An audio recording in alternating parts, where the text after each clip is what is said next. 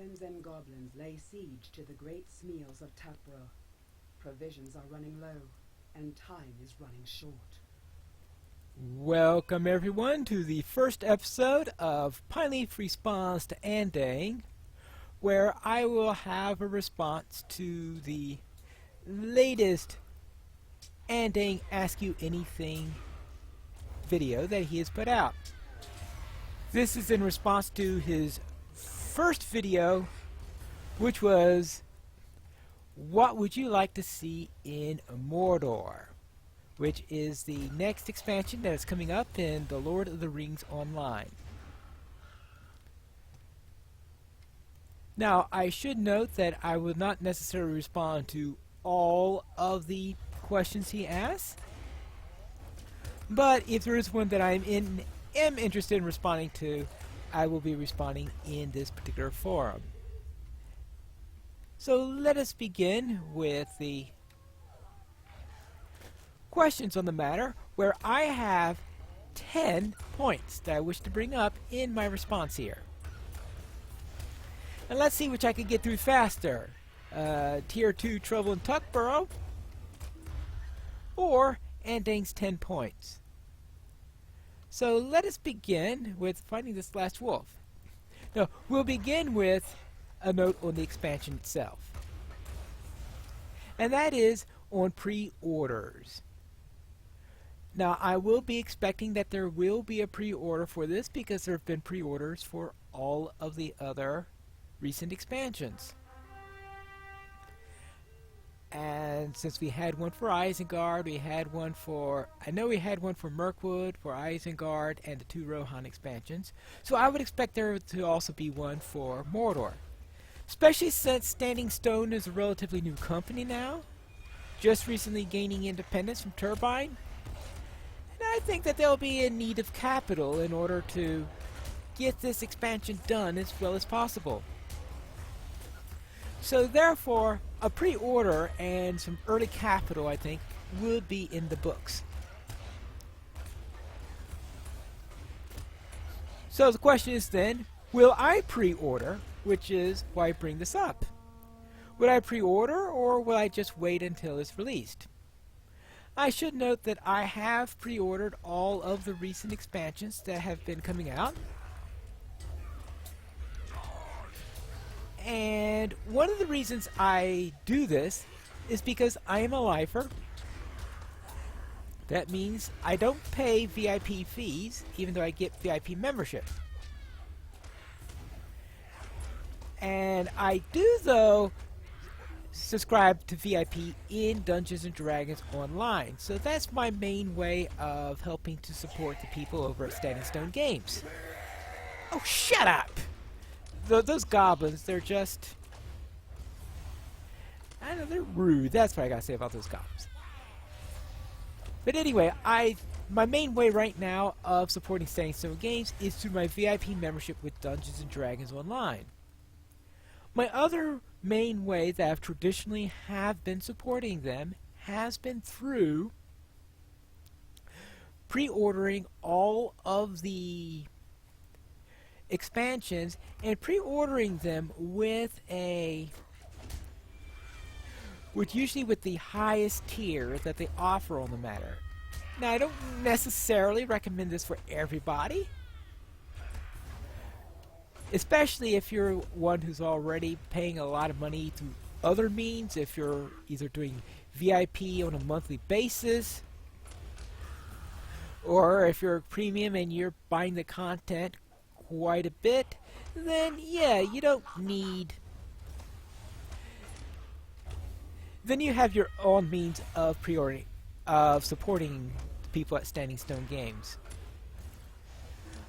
But I feel that in my case, that this is my best way of doing it, is by getting the high end of the, there we go, getting the high end pre-order, and of course all the fluff that comes with it, because let's face it, a lot of things that you get with the pre-order on the high end tier thing is, you know, fluff stuff, not necessary stuff, so to speak. Second point then, and of course the first one that's directly relevant to this and what I expect to see is, of course, the destruction of the ring. Now, of course, we know that the events of the destruction of the ring are going to happen in the context of the expansion, either most likely during the expansion. It's possible that it could happen maybe in the last update before the expansion. Whichever place it happens, it's going to be strongly related to the expansion itself, because the destruction of the ring is what's going to allow us to enter into Mordor in the first place. So, when we see this destruction of the ring, how are we going to see it? Because we can't just have the destruction of the ring happen and someone mentions off camera, oh yeah, by the way, the ring has been destroyed. Whoop-de-doo. We don't get to actually see it. I know our characters have no business in seeing it, but of course, as players, you'd like to see how Standing Stone Games handles this. And there are three ways that I can imagine this happening. One is through a cinematic. And when I say a cinematic, we have had that quite a bit in showing, especially early in the game, where they were giving us an update where Frodo and everybody was during the first few books of the epic storyline. In book 1 especially, there are a large number of places where they will give you updates in cinematic form of where Frodo, Sam, and the hobbits are. So that's the first way they can do it. Now, while that could give us a nice epic cinematic feel, it won't. It will not be fully satisfactory because you're not there, you can't interact with the events or anything like that. But if all else fails, then they will do it through a cinematic. Alright, actually, let's do this first. That's the first possibility. The second possibility, of course, is through a session play. Now, session plays, I know there are a lot of people who do not like them, but more recently they've been making them optional, which is good, so that if you don't want to do it again, you can skip it. Though this particular one, I suspect I will at least do for the first few characters that go through the content.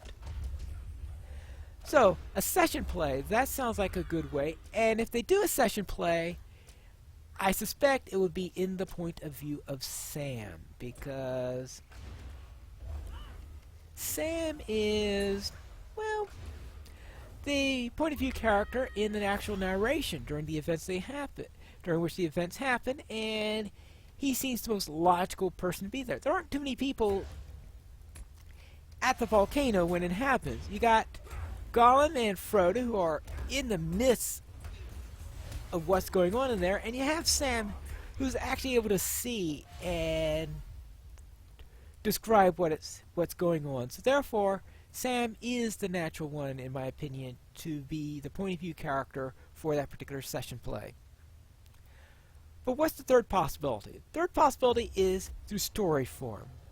That's a form that they used in the most recent update and a couple other places, where you're being told a story and you interact as yourself. You can't fully interact with them, of course, because you're not really there, you're just a spectator who's being told a story.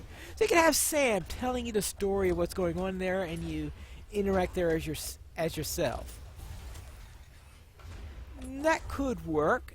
The only problem is you will have to wait a while before you really get to see this information, because you'll have to wait till Sam wakes up, and Sam and Frodo are out of commission for a couple of weeks after the destruction of the ring. So, yeah.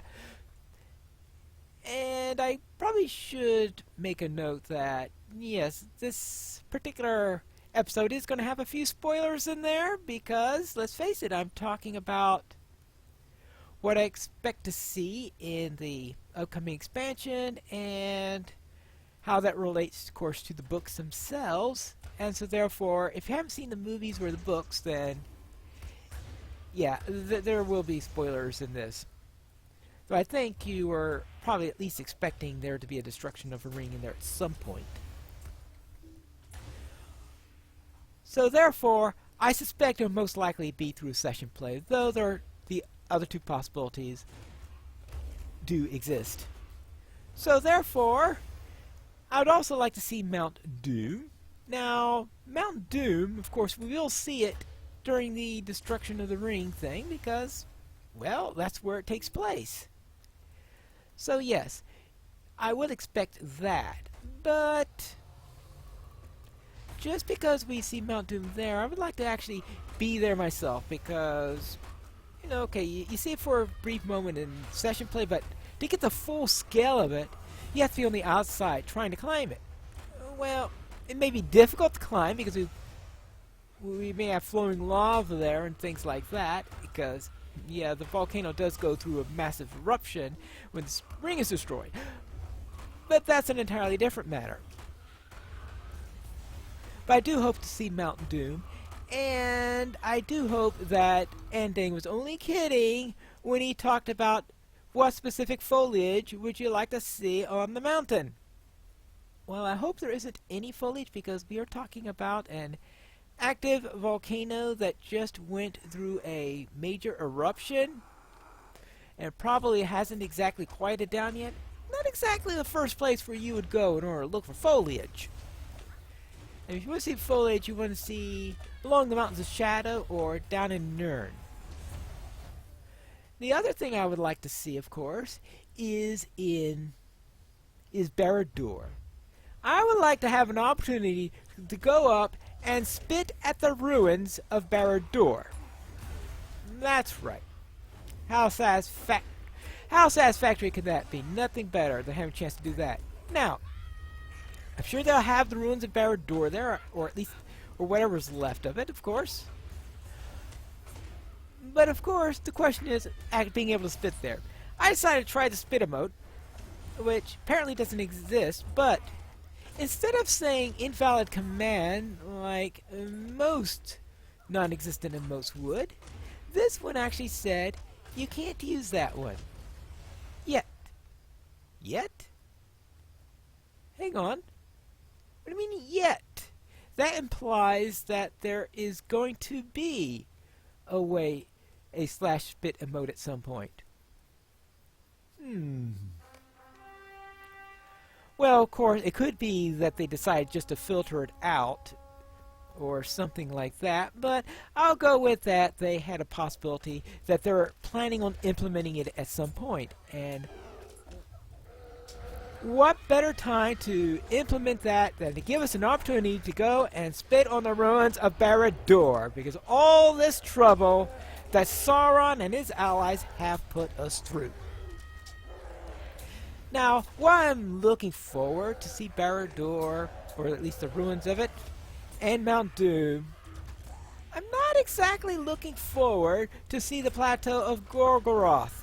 I know, we will have to see. You can't get to Mount Doom without crossing the plateau of Gorgoroth, or even to Barad-dûr there. But let's face it, this is a place that makes Angmar look like a plush resort. And some parts of Angmar look rather dreadful. Well, some of the parts of Angmar look like Mordor Jr. And when I say Mordor Jr., I mean, of course, the Plateau of Gorgoroth, because that's about as Mordor as you can get. But another part of Mordor I do want to see, and I will have to cross the Plateau of Gorgoroth in order to get there, is, of course, Nirn. Now, Nirn is one place where we definitely will see foliage and whatever they're growing in that area, because this is the breadbasket of Mordor. And I like to go there and free the slaves there, because, of course, you want to be able to do something positive where you're going. And if all we're doing is killing orcs, killing goblins, killing nameless, killing whatever weird things are going to be in that area If all we're doing is killing, well, you get tired of that. But if we could go there and make a difference and help the slaves that were being kept there, and perhaps, you know, ouch, and you know, and help to liberate them and make them be able to be a free people, then that I think is a nice positive thing for us to do. So therefore, that is my main thing I'm looking for in that area is, of course, to do something constructive in Mordor. Next, of course, we have the Shelob fight. I've been joking about a Shelob raid for the last couple of years because, of course, Shelob sounds like big raid material. Of course, there's one little problem with that. If Shelob's a raid, and I mean, when I say a raid, I don't just mean something where they allow you to have up to 12 people in it, but I mean a raid as in you're going to need those 12 people if you're going to have any chance of getting through it. If you're going to have a serious raid there, then I'm unlikely to be able to do it because I'm certainly not one who is really all that raid ready. I don't do too much on raids, and I don't take the high-end all this thing about the highest end gear and abilities and all that stuff together. Now, I'm running this skirmish on my best character, and this is the closest thing I do have to a high-end gear or anything like this, and I'm running pretty much on Matham Armor. That's right. No essence gear or anything like this. I've got maxed out virtues and the like, but my armor, yeah, cheap. That goblin came from way over there, but the goblin that was where the javelin flew right by that goblin, and he ignored it. Okay. Don't ask. We had this guy here though. It's great. I presume that this one's going down pretty. Yeah, that one's down. Okay, how's this one going? So therefore, that's what I'm expecting there. Ooh, my soldier's getting hurt. Sorry about that, Flax. I was too busy talking to somebody. Alright, so therefore, if Shelob's a raid, I'm unlikely to do it because I don't think I've ever done a serious raid while it was still on level. Now, I do skirmish raids and the like, but let's face it, skirmish raids tend to be light compared to the raids that the high-end community likes. So how am I going to be able to do Shelob and look forward to Shelob if it's likely to be a raid? Well, I'm hoping there are two versions of it. One of them is the raid, but maybe also have a version that's maybe a 6 or maybe a 3. And this will be something that will be able I could do so I could face Shelob, but it won't have anywhere near as good of rewards as the big version of Shelob. And what they can do is figure that one version is this is what happens if Shelob was really hurt by Sam, and we're going against a very, very weak Shelob. That's the first case. The second case, the one that's the raid, is Shelob has pretty much recovered. Shelob had retreat for a while, take a few days off, but now Shelob is ready for revenge. And when you pop in, that's when she's ready for it. And that could be the serious raid. Now you notice I didn't recommend a skirmish there, and that's because usually you can't have really big, complicated boss mechanics with skirmishes. No, you get some, but not anywhere to the level that you have in a major raid. So therefore, it might not work as a skirmish. I mean, okay, you can surprise me and really do it well as a skirmish. Fine, I'd love that. But I would say that most likely two versions of it. One that's a raid with very complicated mechanisms and the like, and one where Shelob is, well, pretty much hurt. And that it allows 3 people to be able to actually do serious damage to her and take her on. And I think then we could have something satisfactory for 2 different directions. Now, concerning skirmishes. You know I like skirmishes. That's why I'm running a skirmish as I am doing this. But when we're doing a skirmish, I was wondering, how about some new skirmishes? Now, I would just love there to be a couple of new skirmishes set in Mordor. Now, I am a realist, though, and I have a feeling that it's unlikely to happen, so I'm not really expecting it, and I'm not going to put on my list of must-have this in order for me to be satisfied with it. But if it does, that'll be just a bonus on the matter of there. Now, one other thing I would like to have on this matter is, of course, relates to the Shire, which is why I ran the skirmish in the Shire. And that is that when we destroy the ring and go through Mordor and all this stuff, we are getting closer to the Scouring. Now, this is the only bit related to the Scouring we have. This is actually a little bit before the Scouring, because this is the, I guess you say the, well, skirmish at Tuckborough, which happens before Frodo gets back. But the actual Battle of Bywater and all that, being able to see that is something I'm really looking forward to in this. And of course, getting to the major plot point of why Frodo went out means that after that we can start telling the story of Frodo coming home and what happened to the Shire in between, and seeing the Scouring of the Shire and how it's happened, because that's something that does not get into play, as very rarely represented. And in fact, Trouble in Tuckborough is the closest thing I have seen to a representation of it, except for the lore series done by Andang on the matter. And finally, this last thing isn't necessarily something I'm hoping to see, but it is something that I'm curious about, and that is, how does Standing Stone Games represent the High Elves?